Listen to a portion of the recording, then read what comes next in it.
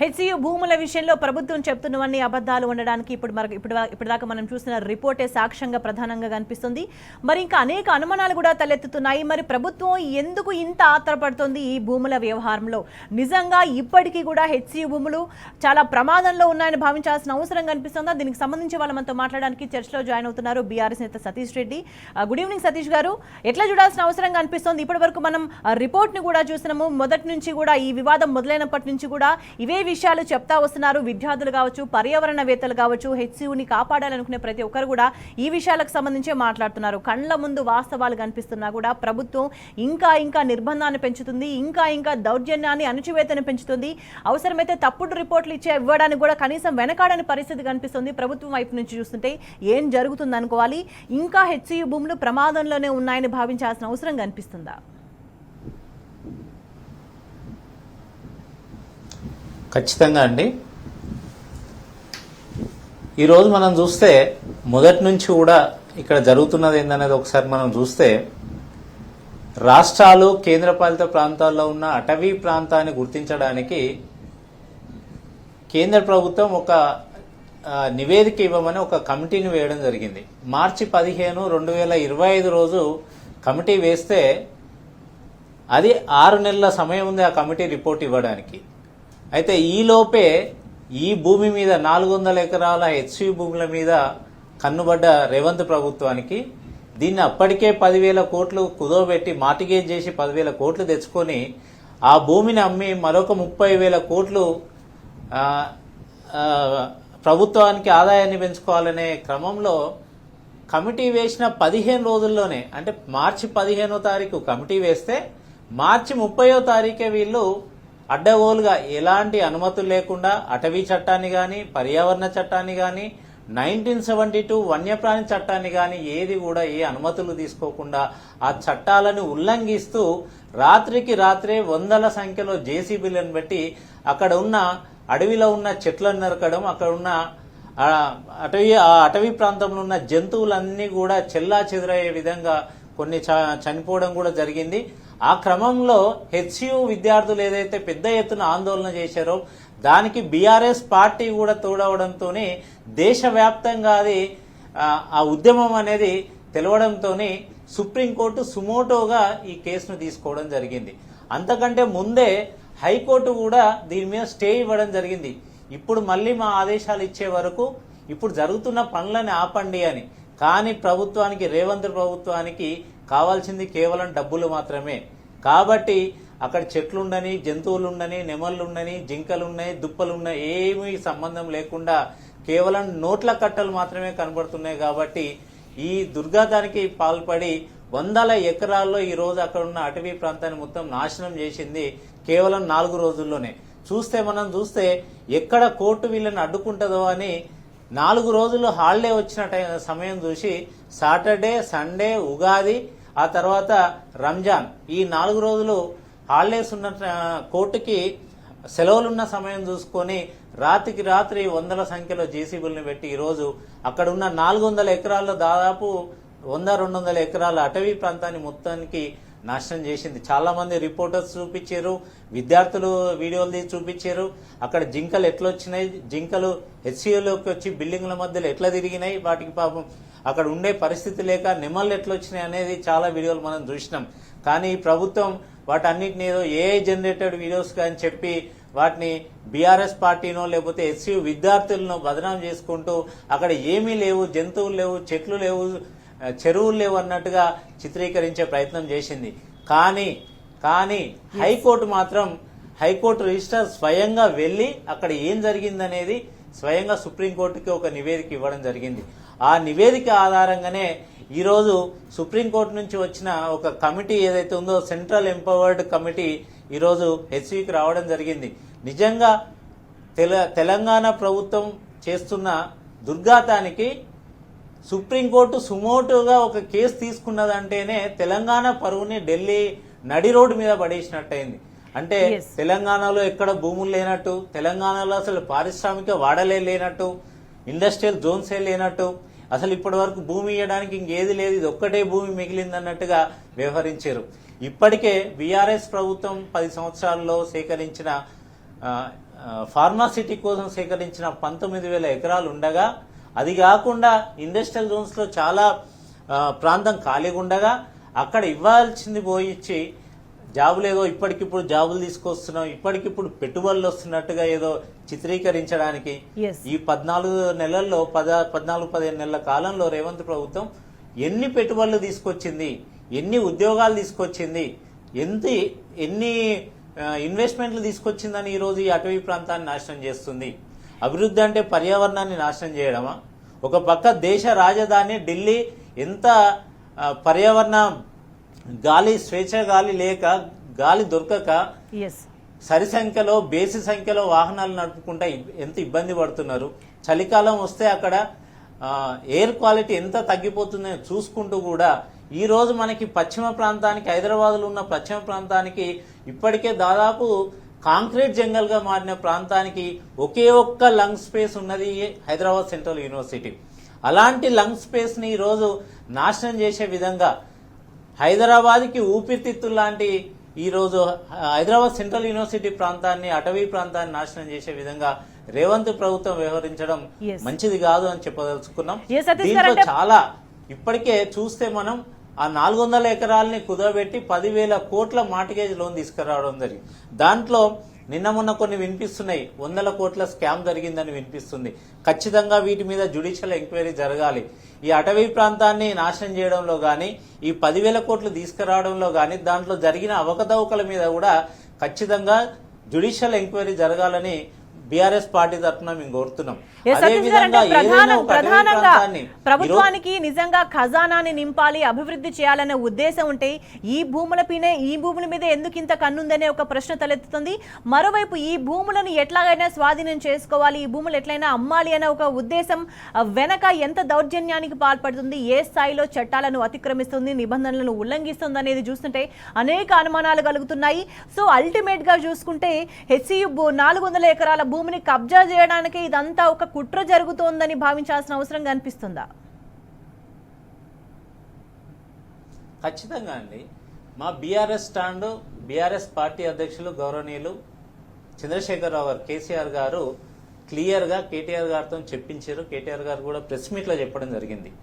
ఈ 400 ఎకరాలు ఎవరు కూడా కొనకండి, కొన్నా కూడా ఇంకొక 2 సంవత్సరాల తర్వాత మేము అధికారంలోకి రాబోతున్నాం, వచ్చిన తర్వాత ఖచ్చితంగా ఈ 400 ఎకరాలను మళ్ళీ మేము తీసుకొని దాన్ని ఎకో పార్క్ గా డెవలప్ చేస్తామని చెప్పడం జరిగింది. ఇది మా పార్టీ విధానంగా కేటీఆర్ గారు చెప్పడం జరిగింది. చెప్పిన తెల్లారే అదే రోజు 3 మంత్రులతోనే ఒక కమిటీ వేసి ఆ తెల్లారి మళ్ళీ ఆ మంత్రులతో ఏం చేయమని చెప్పిస్తున్నారు, 400 ఎకరాలు కాదు మొత్తం 2,000 ఎకరాలు హెచ్సియు భూమి ఏదైతే ఉందో మొత్తాన్ని మేము ఎకో పార్క్ చేస్తామంటున్నారు. అంటే మేము 400 ఎకరాలు చేస్తామంటే కాదు 2,000 ఎకరాలు చేస్తామంటారు. అంటే హెచ్సియు ఇప్పుడు ఆల్రెడీ నడుస్తున్న హెచ్సియు, దాంట్లో ఆ విశ్వవిద్యాలయంలో బిల్డింగ్లు ఉన్నాయి, ఇప్పటికే డెవలప్ అయి ఉన్నది, అక్కడ ఒక యూనివర్సిటీ నడుస్తుంటే ఎంత దుర్మార్గంగా, అంటే వీళ్ళ కుట్రను ఏదైతే భంగం చేసే విధంగా యూనివర్సిటీ విద్యార్థులు పోరాటం చేశారో కాబట్టి వాళ్ళ మీద పగబట్టి ఈ యూనివర్సిటీనే ఇక్కడి నుంచి ఎత్తేసి మొత్తాన్ని ఫ్యూచర్ సిటీకి తీసుకుపోతాం, 4th సిటీకి తీసుకుపోతామని మాట్లాడారు. నిజంగా మీకు అదే ఉంటే అదే 4th సిటీలో, అదే ఫ్యూచర్ సిటీలో, ఆ ఫ్యూచర్ సిటీలో ఏదో బంగారం పండిస్తున్నట్టుగా చిత్రీకరిస్తున్న మీరు ఇప్పుడు ఏదైతే ఇండస్ట్రీస్ అనుకుంటున్నారో, ఇన్వెస్ట్మెంట్లు అనుకుంటున్నారో, లేదా ఉద్యోగ కల్పన అనుకుంటున్నారో అక్కడ ఎందుకు చేయట్లేరని నేను అడుగుతున్నా. ఆల్రెడీ ఇప్పటికీ డెవలప్ అయిన ప్రాంతం కదా, ఇప్పటికీ ఒక కాంక్రీట్ జంగల్ గా మారిన ప్రాంతం కదా, ఇక్కడనే ఎందుకు భూములు అమ్మాలనుకుంటున్నారు? ఆ భూములు ఏదో అక్కడ అమ్మండి. అయినా ఒక్కటి మీరు గమనిస్తే, తెలంగాణ ప్రజలు కూడా ఒకసారి గమనించాలి, ఇప్పటి వరకు ఏ ఇన్వెస్టర్ గాని, ఏ పారిశ్రామికవేత్త గాని, ఏ పెట్టుబడిదారుడు గాని ఎక్కడ కూడా ఆక్షన్లో పాల్గొని భూమిని కొనలేదు ఇప్పటి వరకు కూడా. తెలంగాణ ప్రభుత్వం ఇంతకుముందు 10 సంవత్సరాల్లో బీఆర్ఎస్ ప్రభుత్వం కూడా చాలా పెట్టుబడులు తీసుకొచ్చింది, లక్షల కోట్ల పెట్టుబడులు తీసుకొచ్చింది, లక్షలలో ఉద్యోగాలు కల్పించింది. కానీ ఎప్పుడు కూడా ఆక్షన్లలో పారిశ్రామికవేత్తలకు ఇవ్వలేదు. వాళ్ళు పెట్టే పెట్టుబడిని బట్టి, వాళ్ళు కల్పించే ఉద్యోగాల సంఖ్యను బట్టి మనం భూమిని వాళ్ళకి అలకేట్ చేయడం జరిగింది. అదే విధంగా ఇప్పుడు మనకి వీళ్ళు అనే 4th సీటో, లేకపోతే ఫ్యూచర్ సీటో, ఇంకేదో సీటో, లేకపోతే RRR సీటో, ఏదో పేర్లు పెట్టుకున్నారు. ఆ సిటీలో 19,000 ఎకరాలు సేకరించిన భూమి ఉండగా ఈ భూమి మీదనే వాళ్ళకి కన్నెందుకు పడ్డది అంటే దీని వెనుక పెద్ద స్కామ్ ఉన్నది అనేది క్లియర్ గా ఉన్నది. త్వరలోనే ఆ స్కామ్ కూడా బయటపడుతుంది. మా కేటీఆర్ గారు కూడా చెప్పారు, త్వరలోనే దీని వెనుకున్న పెద్ద స్కామ్ ని బయట పెడతామని చెప్పారు. ఖచ్చితంగా బయటకు వస్తుంది. అదే విధంగా ఇక్కడ పనులు చేసే ముందు వాళ్ళు చేయాల్సిన పని ఒకటి ఏంటంటే అటవీ శాఖ అనుమతులు తీసుకోవాలి. ఎందుకు అంటే అసలు ఇది అడవే కాదు అంటున్నారు. అడవి కాదనడానికి మీరు అందరు మంత్రులండి మాట్లాడేటోళ్ళు, ప్రభుత్వంలో ఉన్న మంత్రులు, ప్రభుత్వాన్ని నడుపుతున్న వాళ్ళు, ప్రజలకు చెప్పాల్సిన వాళ్ళు. కనీసం ప్రభుత్వ జీవోలు ఏమున్నాయి, ప్రభుత్వాలు ఏం చెప్తున్నాయి అనేది కూడా చెప్పకుండా మీరు ఏది పడితే అది నోటికి మాట్లాడితే మిమ్మల్ని మంత్రులు అన్నారు, మతి లేని మనుషులు అంటారు. ఎందుకు అంటున్నా ఈ మాట అంటే అటవీ శాఖ ప్రకారం ఇంతకుముందు కోర్టు కూడా, సుప్రీంకోర్టు కూడా గోదావరిమన్ వర్సెస్ కేంద్రం మధ్య జరిగిన ఒక కేసులో సుప్రీంకోర్టు క్లియర్గా ఒక జడ్జిమెంట్ ఇచ్చింది. 10 హెక్టార్లు ఉన్న భూమి, దాంట్లో 40% చెట్లు గనక ఉంటే, అంటే 40% సాంద్రతతో ఉన్న చెట్లు ఉంటే గనక ఖచ్చితంగా దాన్ని అటవీ ప్రాంతంగా గుర్తించాల్సిందే అన్నది. ఇక్కడికి చూస్తే 400 ఎకరాలు ఉంది భూమి, 400 ఎకరాల్లో దాదాపు 80% పైన చెట్లున్నాయి. అలాంటిది దీన్ని అటవీ ప్రాంతం కాదంటారు, దీన్ని అడవి కాదంటారు. మీరే చట్టాలు చేసేటోళ్ళమే, చట్టాలు చేసి ప్రజలకి మనం ప్రభుత్వం తరఫున మనం చెప్పాల్సిన వాళ్ళమే మంత్రులుగా ఉండి మీరు ఇంత పచ్చిగా అబద్ధాలు ఆడడం, ఇంత పచ్చి మోసం చేయడం అనేది తగదని ఈ సందర్భంగా మంత్రులకు సతీష్ గారు అంటే ప్రధానంగా సుప్రీం ఆదేశాలు కూడా బేఖాతరు చేస్తున్న పరిస్థితి కనిపిస్తుంది. ప్రభుత్వం సుప్రీం ఆదేశాలు ఉన్న తర్వాత కూడా ఇష్టం వచ్చినట్టుగా వ్యవహరిస్తుంది. అండ్ మరోవైపు సుప్రీం పరిధిలో ఉన్నప్పటికీ కూడా చట్టాలను ఉల్లంఘిస్తూ పదే తాము చెప్పిందే నిజమని కప్పిపుచ్చే ప్రయత్నం ఇంకా చేస్తూనే వెళ్తుంది. అంటే ఇది ఎటువంటి పరిణామాలకు దారితీస్తుంది అంటే ప్రభుత్వం మీరు ఇంతకు ముందు అన్నట్టుగా మంత్రుల స్థాయిలో ఉండి ప్రజాప్రతినిధులు అయ్యి ఉండి కూడా వాళ్ళు చట్టాల గురించి తప్పుగా మాట్లాడితే ఒక విధంగా ఉంటుంది. అండ్ అధికారులకు సంబంధించి కూడా అటవీ శాఖకు సంబంధించి తప్పుడు నివేదిక ఇచ్చినప్పుడు రేపటి రోజు ఎటువంటి పరిణామాలు ఎదుర్కోవాల్సి ఉంటుంది. దీంతో పాటు మీడియా కూడా, ప్రభుత్వ అనుకూల మీడియా కూడా వంత పాడుతూ తప్పుడు కథనాలు ప్రసారం చేస్తుంది. అండ్ సుప్రీం ఆదేశాలు వచ్చిన తర్వాత కూడా వాటినే కూడా బేఖాతరు చేసే విధంగా కథనాలు రాసినప్పుడు తర్వాత రేపటి రోజున ఎటువంటి పరిణామాలు ఎదుర్కోవాల్సి వస్తుంది వీళ్ళంతా కూడా? ఖచ్చితంగా అండి, అదే చెప్తున్నాం. ఇంతకుముందు మా కేటీఆర్ గారు చెప్పినట్టు 2 సంవత్సరాల తర్వాత మేము అధికారంలోకి వస్తాం. ఖచ్చితంగా వచ్చిన తర్వాత ఇప్పుడు ఇవన్నీ చేస్తున్న అధికారులు ఎవరైనా కానీ, దీన్ని వెనుకున్న వాళ్ళు ఎవరైనా కానీ ఖచ్చితంగా వారి మీద చర్యలు తప్పవు. వాళ్ళకి దీన్ని తగ్గట్టుగా అనుభవించాల్సిన పరిస్థితి ఏర్పడుతుంది. ఇంకొకటి చూస్తే బీఆర్ఎస్ సోషల్ మీడియా ఏదైతే బాగా ప్రోపగండా చేసి అసలు అది అటవీ ప్రాంతం కాకపోయినా మేమేదో జనరేటెడ్ ఇమేజెస్ పెట్టి, వీడియోస్ పెట్టి అది మొత్తం అడవి, అక్కడ జింకలు ఉన్నాయి, నెమళ్ళు ఉన్నాయి అని మేమే క్రియేట్ చేసినట్టు మా నాయకులు దిలీప్ మీద కానీ లేకపోతే క్రిషాంక్ మీద కానీ నిన్న కేసులు పెట్టి 9 గంటలు విచారణ చేశారు. ఆ విచారణ చేసిన పోలీసులు నేను ఒక మాట అడగదలుచుకున్నా. గచ్చిబౌలి ఏరియాలో కంచె గచ్చిబౌలి ఏదైతే ఇప్పుడు జరుగుతున్న విధ్వంసం ఏదైతే జరిగిందో ఈ అటవీ ప్రాంతం అదే పోలీస్ స్టేషన్ పరిధిలోకి వస్తుంది, అదే సర్కిల్ ఇన్స్పెక్టర్ పరిధిలోకి వస్తుంది కదా. అక్కడ 3 జింకలు చనిపోయింది వాస్తవం కాదా? ఆ 3 జింకలు చనిపోయినప్పుడు ఖచ్చితంగా దాని మీద అటవీ శాఖ అధికారులు కేసు పెట్టాలి, దాని మీద విచారణ జరపాలి. ఎట్లా చనిపోయినాయి ఆ జింకలు అనేది మా మీద కాదు జరపాల్సింది విచారణ. ఆ 3 జింకలు ఎట్లా చనిపోయినాయని ఎందుకు విచారణ జరపలేదు, ఇప్పటి వరకు ఎందుకు కేసు కట్టలేదు? అదే పని గనుక ఒక అటవీ ప్రాంతంలో కానీ లేకపోతే ఇంకో ప్రాంతంలో కానీ వన్యప్రాణి సంరక్షణ చట్టం ప్రకారం 1972లో చేసిన చట్టం ప్రకారం ఒక ప్రైవేట్ వ్యక్తి కానీ లేకపోతే ఒక ప్రైవేట్ సంస్థ కానీ ఇలాంటి పని చేస్తే అక్కడ ఉన్న జింకలు కానీ నెమళ్ళను కానీ ఏదైనా జరిగితే వెంటనే వాళ్ళని జైల్లో వేయరా? మనం సల్మాన్ ఖాన్ ఇష్యూలో చూడలేదా అది? ఇప్పుడు ఎందుకు చేయట్లేరు? ఈ సందర్భంలో ప్రభుత్వం కాబట్టి చేయట్లేరా? ఖచ్చితంగా దీనికి సమాధానం చెప్పాల్సి ఉంటుంది. రేపు పొద్దున అక్కడ ఉన్న పోలీసులు కూడా గుర్తుంచుకోవాలి ఏం చేస్తున్నారు. ఇప్పుడు ఇవన్నీ కూడా మేము నోట్ చేసి పెట్టుకుంటున్నాం. ఖచ్చితంగా ఎవరు ఏం చేసారో అన్ని కూడా చూస్తాం, తర్వాత మేము వీటన్నిటి కూడా చెప్తాం. ఇంకొకటి కూడా విద్యార్థులందరూ కూడా, తెలంగాణలో ఉన్న విద్యార్థులందరూ కూడా ఒకటి ఆలోచించాలి. ఈరోజు హైదరాబాద్ సెంట్రల్ యూనివర్సిటీకి వచ్చింది, రేపు పొద్దున ఇదే విషయం ఈరోజు వారి అనుకూల పత్రికలో ఒకటి రాశారు, ఇన్ని 100 ఎకరాలు ఎందుకు యూనివర్సిటీస్ కని. అంటే ఇన్ని 100 ఎకరాలు అవసరం లేదు, వాటిని ఇప్పుడు తీసుకొని మేము అమ్ముకోవాలనే ఉద్దేశంలో ఉన్నట్టున్నారు. ఇది కేవలం ఒక హైదరాబాద్ సెంట్రల్ యూనివర్సిటీతోనే ఆగదు. రేపొద్దున ఇదే ఉస్మానియా యూనివర్సిటీకి జరగవచ్చు, రేపొద్దున ఇదే అంబేద్కర్ ఓపెన్ యూనివర్సిటీకి జరగవచ్చు, రేపొద్దున ఇదే ఎన్జీఆర్ఐకి జరగవచ్చు, ఐఐసిటికి జరగవచ్చు, కేంద్ర సంస్థలకు కూడా జరగవచ్చు. అప్పుడు 100 ఎకరాలు ఇచ్చినాం, 1000 ఎకరాలు ఇచ్చినా ఇప్పుడు అవసరం లేదంటారు. ఎస్, సర్వే ఆఫ్ ఇండియాలో సర్వే ఆఫ్ ఇండియాలో ఒకటి Indian institute of mapping and surveying అని ఉంటుంది, IMS. అక్కడ కూడా దానికి కూడా దాదాపు 300-400 ఎకరాల ల్యాండ్ ఉంటుంది. మొత్తం బిల్డింగ్లు ఉండవండి ఉన్న దాంట్లో ఉన్న ఒక 10% 20% బిల్డింగ్స్ ఉంటాయి. మిగిలిన 70-80% కూడా మొత్తం కూడా పచ్చదనంతో చెట్లు ఉంటాయి, జింకలు ఉంటాయి, నెమళ్ళు ఉంటాయి. ఉప్పల్లో ఇప్పుడు మీరు వెళ్ళి చూడొచ్చు. అంటే రేపొద్దున ఇలాంటి సంస్థలన్నిటి దగ్గర ఉన్న 100 ఎకరాలు మేము తీసుకొని అమ్ముకుంటాము అనుకుంటా పోతే ఇది ప్రభుత్వ విధానం కాదు. అభివృద్ధి పర్యావరణాన్ని చెడగొట్టి చేయడమే అభివృద్ధి అనుకుంటే అది ఖచ్చితంగా కూడా అభివృద్ధిగా అనుకోదు. ప్రభుత్వం అనేది ఒక వ్యాపారంగా చూడాల్సిన అవసరం లేదు.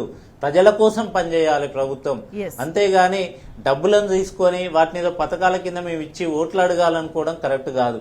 ఖచ్చితంగా ఈ రోజు జరుగుతున్న ఈ విధ్వంసాన్ని ఎక్కడి దాకైనా పోయినా ఆప్తం. ఈరోజు సుప్రీంకోర్టు కమిటీ వచ్చి కూడా అదే చెప్పింది. ఆల్రెడీ హైకోర్టు కూడా అధికారిక నివేదిక ఇచ్చింది. అక్కడ జింకలు నెమళ్ళు ఉన్నాయి. 100 ఎకరాల్లో ఇప్పటికే అటవీ ప్రాంతం నాశనమైందని చెప్పింది.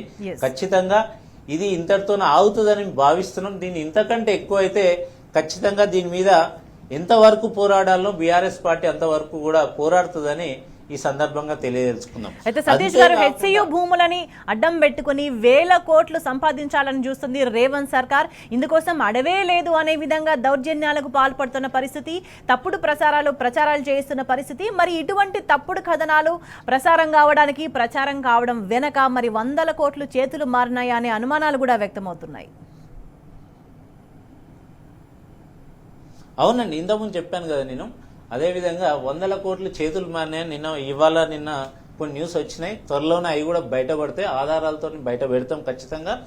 అదేవిధంగా బీఆర్ఎస్ పార్టీ తరఫున మేము ఒకటి చెప్పదలుచుకున్నాం.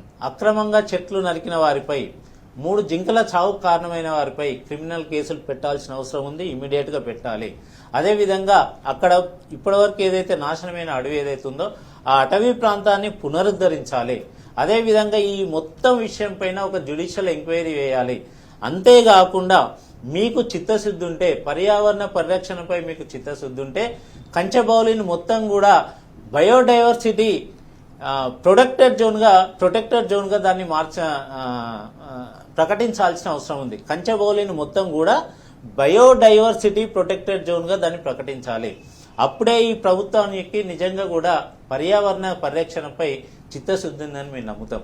అదేవిధంగా మీరు చూస్తే 10 సంవత్సరాల కేసీఆర్ పాలనలో హరితహారం పేరిట మేము 270 కోట్ల మొక్కలు నాటి దేశంలో ఒకే ఒక్క రాష్ట్రం తెలంగాణ రాష్ట్రంలోనే 7.7% అటవీ ప్రాంతం పెరిగిన రాష్ట్రం ఏదైనా ఉందంటే ఒకే ఒక్క రాష్ట్రం తెలంగాణ రాష్ట్రం.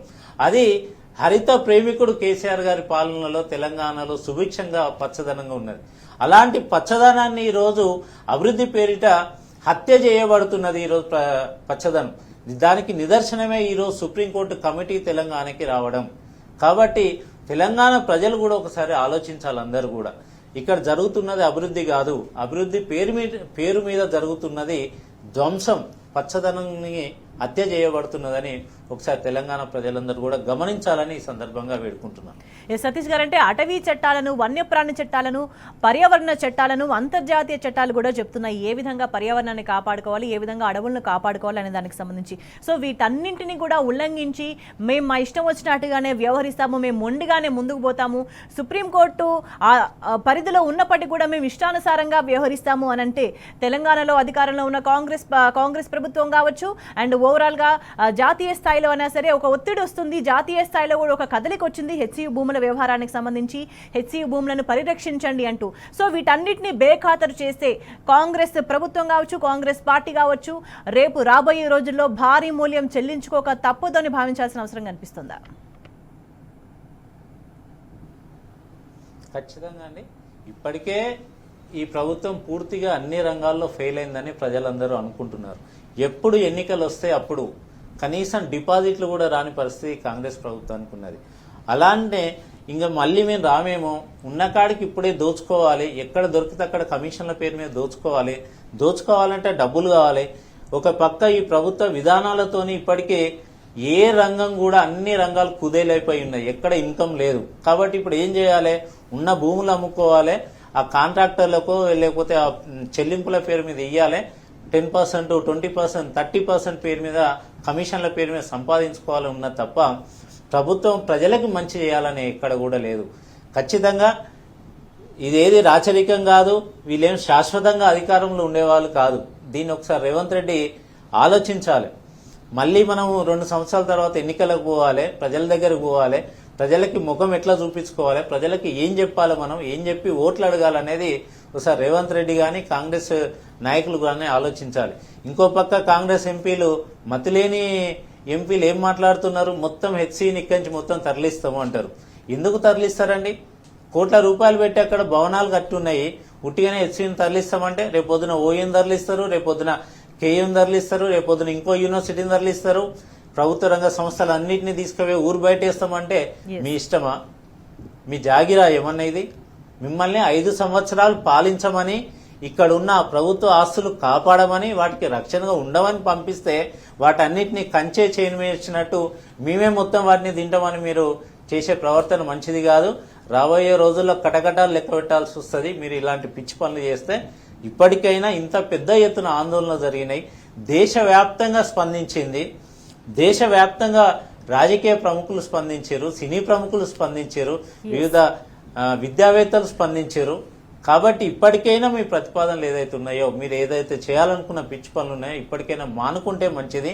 తెలంగాణ పరువును తీయకండి. ఒకప్పుడు దేశంలో తెలంగాణ అంటే పచ్చదనంలో బాగా అటవీ ప్రాంతం వృద్ధి చెందిస్తున్న రాష్ట్రంగా మంచి పేరు తీసుకొచ్చారు కేసీఆర్ గారు తెలంగాణకి. అలాంటి పేరు నాశనం చేయకండి. అన్ని రాష్ట్రాల వైపు కూడా మన సైడ్ చూసినాయి, అరే ఎంత బాగుంది అక్కడ పర్యావరణం, ఎంత బాగుంది, ఎంత అటవీ ప్రాంతం ఎట్లా పెరుగుతుంది, ఎంత పచ్చగా ఉంది తెలంగాణ, ఆరోగ్య తెలంగాణ ఎట్లా మారింది తెలంగాణ అనేది అందరు కూడా మన దగ్గరకు వచ్చి చూసిపోయిన సందర్భాలు ఉన్నాయి. అలాంటి సందర్భంలో తెలంగాణని ఈరోజు ఒక 400 ఎకరాల భూమి కోసం మీరు దేశవ్యాప్తంగా తెలంగాణ పరువును తీసుకుపోయి రోడ్డు పాలు చేయకండి అని ఈ సందర్భంగా ఈ కాంగ్రెస్ ప్రభుత్వానికి విజ్ఞప్తి చేస్తున్నారు. రైట్, థ్యాంక్ యూ సతీష్ గారు మీ అభిప్రాయాలు తెలియజేసినందుకు. ఇప్పటికే రేవంత్ సర్కార్ అనేక సార్లు ప్రజాభీష్టానికి వ్యతిరేకంగా, అభివృద్ధికి వ్యతిరేకంగా అనేక సార్లు హద్దు మీరి ప్రవర్తించింది. ఈసారి హెచ్సీ భూముల వ్యవహారంలో చట్టాలను కూడా అతిక్రమించి ప్రవర్తిస్తూ వస్తుంది. కానీ ఏదేమైనా సరే ఒక న్యాయం జరుగుతుందనే ఒక భరోసా కనిపిస్తుంది. ఈ నేపథ్యంలోనే ఖచ్చితంగా చట్టాన్ని అతిక్రమించినందుకు తగిన మూల్యం చెల్లించుకోక తప్పదు అని కాంగ్రెస్ పార్టీ గ్రహించాల్సిన అవసరం కనిపిస్తుంది. That's all for now. Stay tuned.